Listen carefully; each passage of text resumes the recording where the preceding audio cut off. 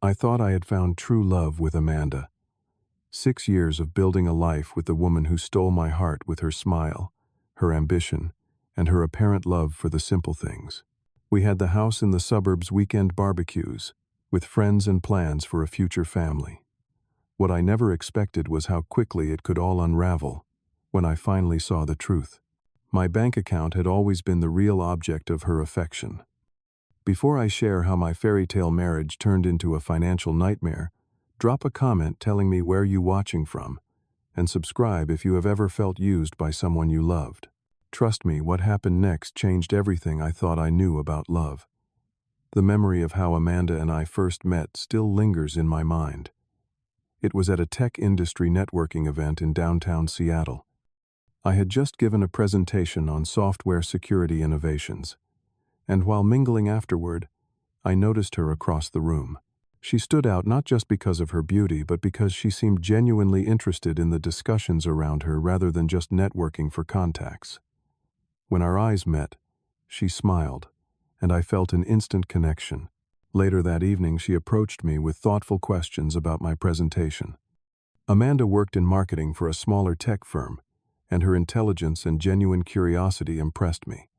What struck me most was her apparent disinterest in material things.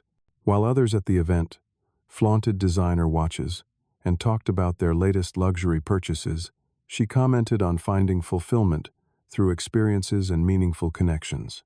Our first date was at a casual coffee shop, where we talked for hours about everything from our childhood dreams to our favorite books. I admired how she chose a simple latte over the expensive specialty drinks. When I offered to take her somewhere fancier for dinner, she suggested a local food truck instead. This woman seemed like a breath of fresh air in the status-conscious tech world I had grown accustomed to. The next 6 months were a whirlwind. We hiked mountain trails on weekends, attended indie film festivals, and spent evenings cooking together in my modest apartment. I felt I had found someone who valued what I valued. Coming from a middle-class family in Ohio, I had worked my way through college with scholarships and part-time jobs, landing my first coding job at 22. Every promotion and success since then had been earned through late nights and dedicated work. Amanda seemed to respect this journey and shared stories of her own struggles building her career. What I failed to notice was how our relationship dynamic began to shift after I received a major promotion at work 3 months into dating. The company had secured a significant government contract, and as lead developer, I received substantial recognition and a generous bonus. Initially, I kept this news low-key, mentioning it casually over dinner one night. The change in Amanda was subtle at first. Suddenly, she began suggesting more upscale restaurants for our dates. The woman who once preferred hiking began proposing weekend getaways to luxury resorts. When I picked her up for dates, she would casually mention a handbag or jewelry piece she had seen online, showing me pictures of items that cost more than my monthly rent. Being able to treat her made me happy.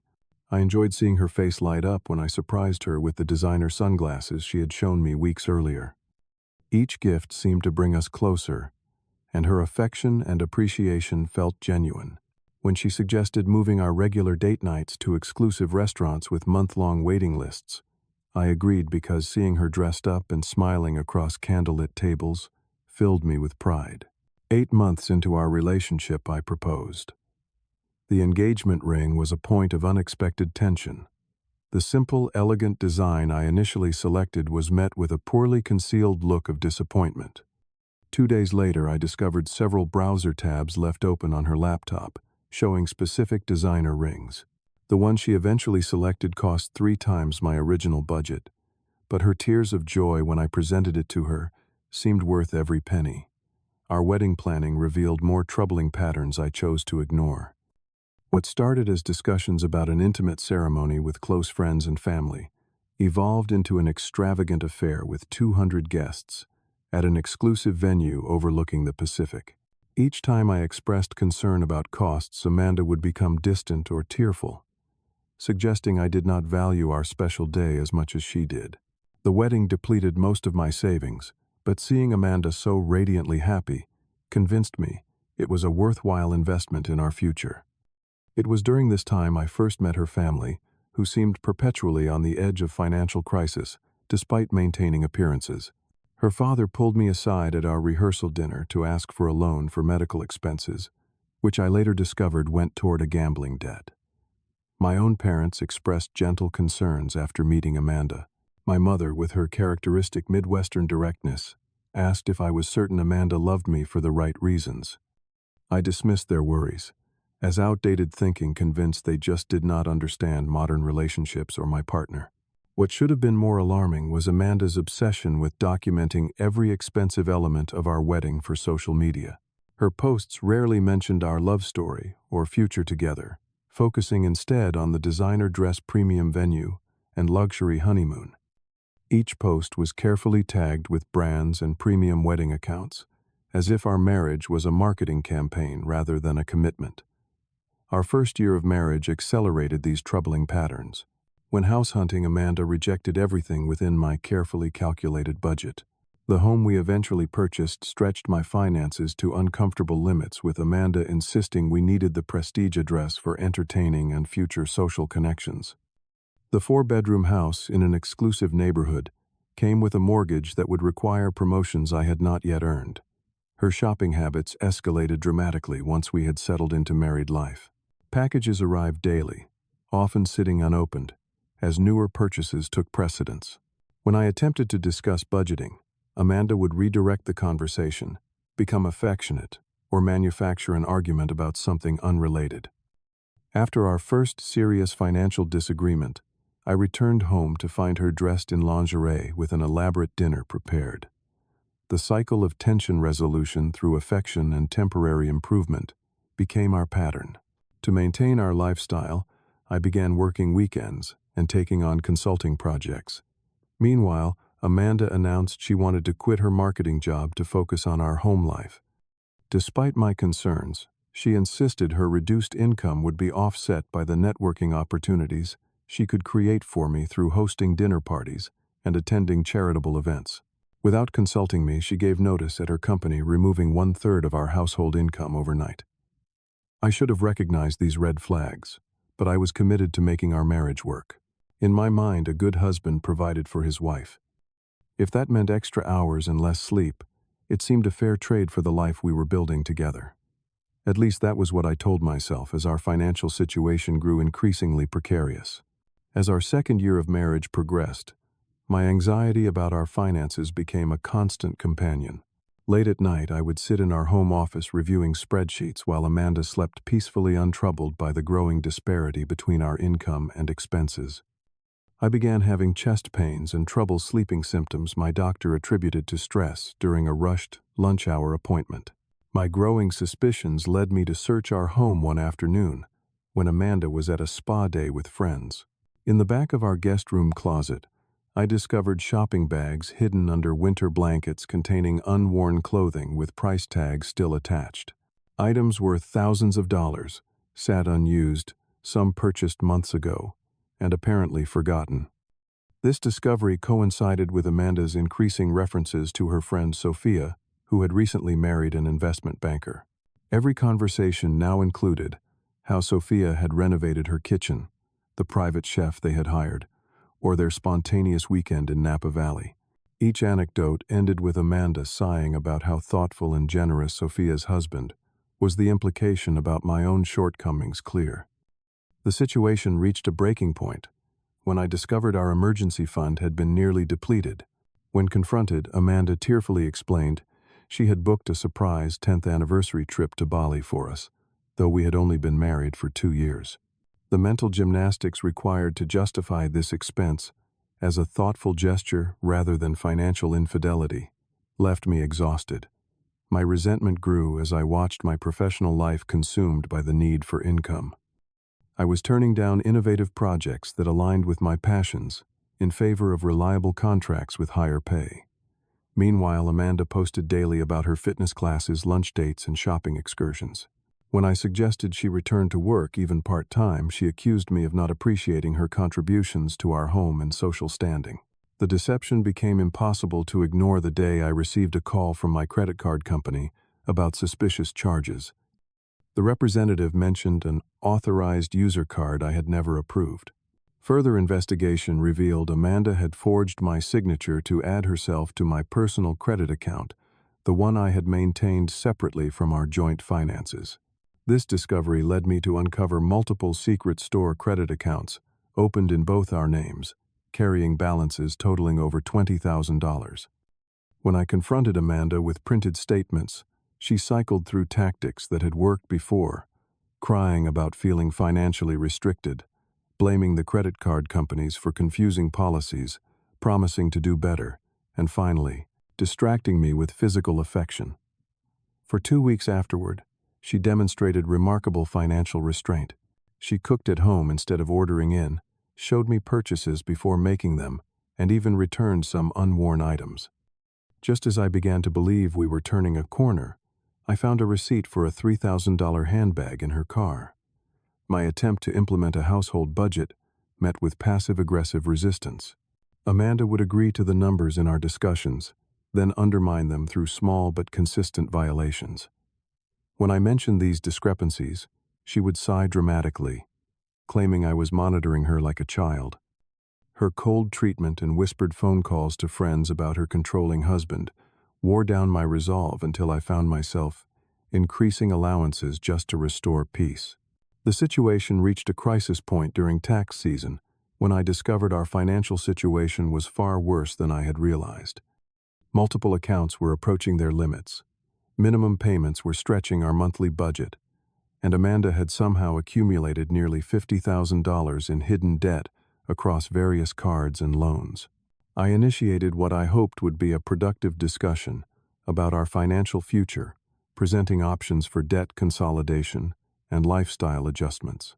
Amanda listened silently until I finished speaking, then stood up and threw her wine glass against our kitchen wall. "What are you really saying, Charles?" she screamed. "That I should live like a college student when you make 6 figures, that I should be grateful for the scraps you allow me."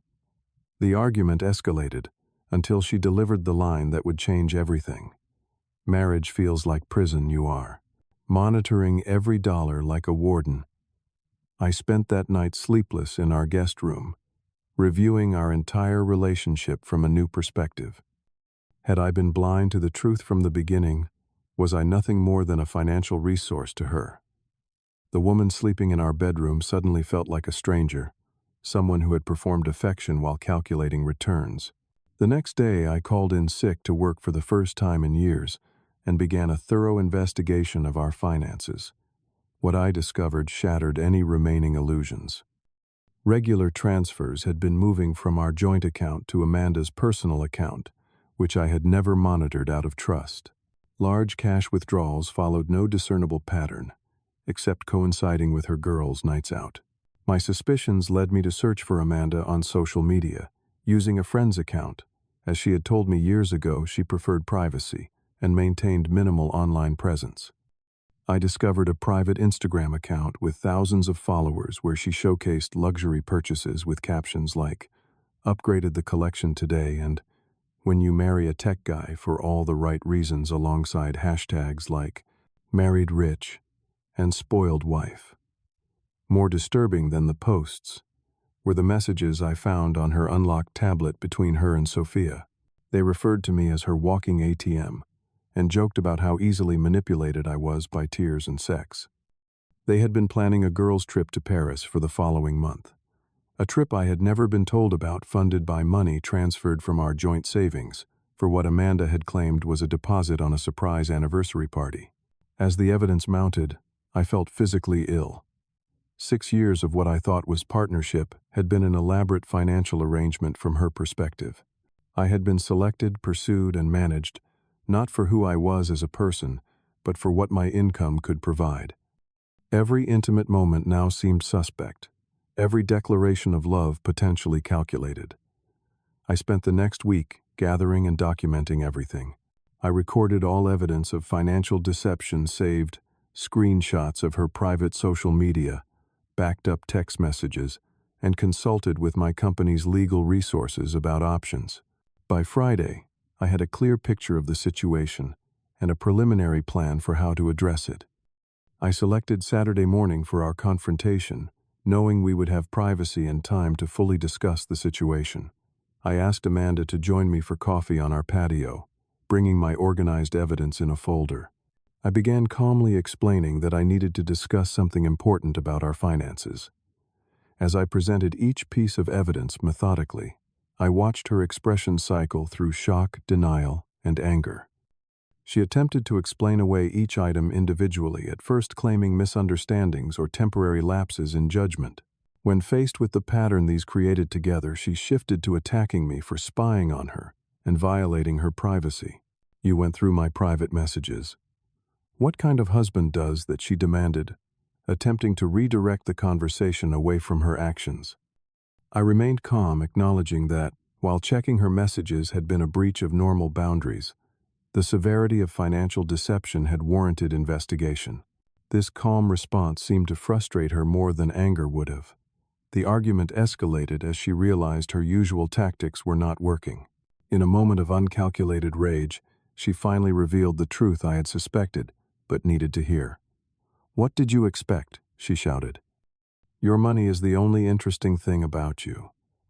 Do you think I enjoyed listening to your boring tech talk for years? Do you think I enjoyed having sex with someone who looks like you? I earned every penny." Her words hung in the air between us. Instead of feeling devastated, I felt an odd sense of clarity and calm. The person I had loved had never existed. What remained was a business transaction that had run its course. "Fine," I responded quietly. "If there is nothing between us but financial arrangement, then we can end it cleanly." This response was clearly not what she expected. Amanda had anticipated that I would either explode in anger, giving her the moral high ground, or crumble into insecurity and attempt to win her back with promises of fewer restrictions. My calm acknowledgement of the situation as she had defined it left her momentarily speechless. "You cannot just end this," she finally said. "Half of everything is mine. The house, your investments, even your future earnings. I have given you the best years of my life." "I know exactly what you have given me," I replied. "And I know what the law provides in cases of financial infidelity and fraud. You have a choice to make about how we proceed from here." Her expression shifted again, this time to calculation. She reached for my hand across the table, her eyes softening into the look that had once melted my resolve countless times. "Baby, I am sorry I said those things. I did not mean any of it. You know how I get when I feel cornered. We can work this out. I will see a therapist about my shopping. We can go to couples counseling." I gently withdrew my hand. Her performance was flawless, but I could now see it for what it was: a strategic adjustment to protect her financial interests. "Amanda," I said quietly, "if this marriage is your prison, consider yourself free." Her mask dropped again, replaced by cold calculation. "You will regret this," she hissed. "I will take everything. I expect you will try." I acknowledged ending our conversation and walking inside to make a call I should have made years earlier. That night, after Amanda had left to stay with Sophia, I spoke with my friend Jack, a family law attorney. He listened to my situation without judgment and offered practical advice about protecting my remaining assets. Acting on his counsel, I changed all passwords to financial accounts, froze our joint credit cards, and documented the contents of our home with date-stamped video. The next day, Amanda discovered her credit cards had been declined while attempting to make a purchase. Her frantic calls and texts escalated from confusion to bargaining to threats. I responded only with Jack's contact information, explaining that all communication about our separation should go through proper legal channels. This boundary seemed to trigger something in Amanda. Within hours, mutual friends began calling to express concern about me ending our marriage out of nowhere. According to Amanda, I had become controlling and emotionally abusive, cutting her off financially without warning. Some believed her story immediately, while others seemed skeptical but unsure. The most surprising intervention came from Amanda's family. Her parents arrived unannounced at our home the following weekend.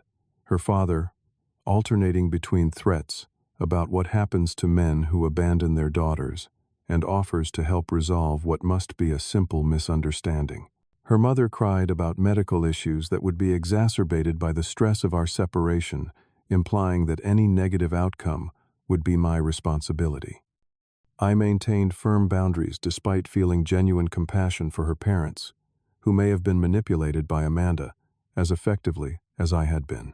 I offered to help them find resources for support but remained committed to my decision. 3 weeks after our confrontation, Amanda moved her essential belongings to Sophia's guest house. Our home, once filled with expensive furniture and decorations, felt emptier but somehow lighter. Each day brought challenges, but also a growing sense of liberation from the performance our marriage had become. The initial aftermath of our separation was the hardest. Despite knowing the relationship had been built on deception, I still grieved what I had thought we shared. Some mornings I woke up reaching for someone who had never truly been there. The house echoed with memories of laughter that now seemed staged, intimate moments that may have been calculated. Jack guided me through the divorce process with pragmatic compassion. Amanda had secured an aggressive attorney known for pursuing maximum settlements, but our preparation proved invaluable. The detailed documentation of financial misconduct, including evidence of hidden accounts and misappropriated funds, significantly strengthened my position. Her attorney pushed hard for half of all assets, including my retirement accounts and future stock options at my company. They argued that Amanda had sacrificed her career to support mine, despite evidence she had quit her job against my wishes and had not contributed to household responsibilities in meaningful ways. The most painful aspect was watching friends choose sides based on incomplete information. Some people I had considered close friends accepted Amanda's narrative, without question believing I had discarded her callously after she had devoted herself to our marriage. Others who had perhaps seen through her performance before, I could quietly offered support and shared observations they had kept to themselves, out of respect for our relationship.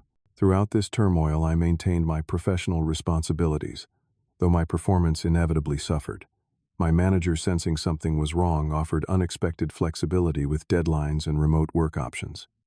This small kindness became a lifeline during the most challenging legal meetings and emotional low points. As negotiations continued, I made the difficult decision to sell our house. The property carried too many memories and represented financial strain I no longer needed to maintain. I found a modest but comfortable apartment closer to my office, reducing my commute and allowing me to focus on rebuilding. The process of downsizing proved unexpectedly therapeutic. Each item represented a choice about what truly mattered to me versus what had been acquired to project an image Amanda had cultivated. I kept family photographs, books that had meaning to me, and practical items that served a purpose. The expensive furniture, decorative objects, and status symbols were sold or donated. With physical space to call truly my own, I began reconnecting with friends. Amanda had subtly isolated me from people whose lifestyles had not aligned with her aspirations. A college roommate who taught high school science, a former colleague who had left tech to start a small bicycle repair shop, people whose value had never been tied to their income or possessions. I rediscovered passions I had neglected. Weekends once spent at mandatory social events became time for hiking trails I had not visited in years. The guitar that had gathered dust in our closet found its way back into my hands. I signed up for a community coding project, teaching technology skills to underprivileged youth, finding fulfillment that no luxury purchase had ever provided. The financial rebuilding process was sobering but empowering. I created a debt repayment plan for the obligations that remained after the settlement, watching with satisfaction as the numbers decreased month by month. My savings, so depleted during my marriage, began to grow again. The freedom of financial simplicity revealed how much anxiety I had been carrying. After 8 months of negotiations, we reached a settlement significantly more favorable than Amanda had initially demanded. Her financial misconduct had been well documented, and her attempts to hide assets during the divorce process had damaged her credibility with the court. While not the clean break I had hoped for, the terms were fair and final. Through mutual connections, I learned that Amanda had quickly begun dating a local business owner, moving into his waterfront home less than 2 months after our settlement was finalized. Rather than feeling jealous, I felt a complex mixture of sympathy for him and gratitude that I had discovered the truth before we had children together. My career, no longer burdened by constant financial pressure, took a surprising turn. I accepted a position with slightly lower base pay but significantly more interesting work and equity potential. This choice would have been impossible during my marriage, when meeting ever-increasing expenses had been my primary motivation. Most importantly, I rediscovered my authentic self beneath the performance of husband I had been struggling to maintain. Without Amanda's constant comparison to others more successful or wealthy, I could evaluate my own values and goals. What did success mean to me separate from anyone else's expectations? I approached dating again with caution but not cynicism. My experience had taught me to establish clear financial boundaries early, to watch for actions rather than words, and to trust my instincts when something felt performative rather than genuine. My first few dates were awkward but honest conversations with women who seemed refreshingly straightforward about their own values and expectations. Building genuine friendships became as important as romantic possibilities. I cultivated relationships based on shared interests and authentic connection rather than strategic social positioning. Monthly game nights at my apartment weekend, hiking groups, and volunteer work created community that felt meaningful and supportive. Work success followed naturally, not from desperate striving, but from engagement with projects I genuinely cared about. My team delivered an innovative security protocol that earned recognition throughout the industry.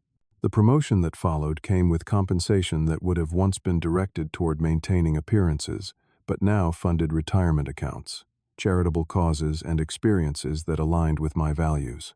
Looking back, I can now recognize the red flags I once ignored. The early focus on my financial potential, rather than who I was as a person.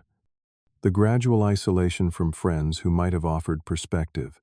The emotional manipulation that followed any attempt to establish boundaries. The performance of affection that never quite reached her eyes. In the years since my divorce, I have built a life that feels authentic and meaningful. I have learned that real partnership cannot be purchased. That financial compatibility means shared values about resources, not the capacity for spending. That my worth extends far beyond my provider role.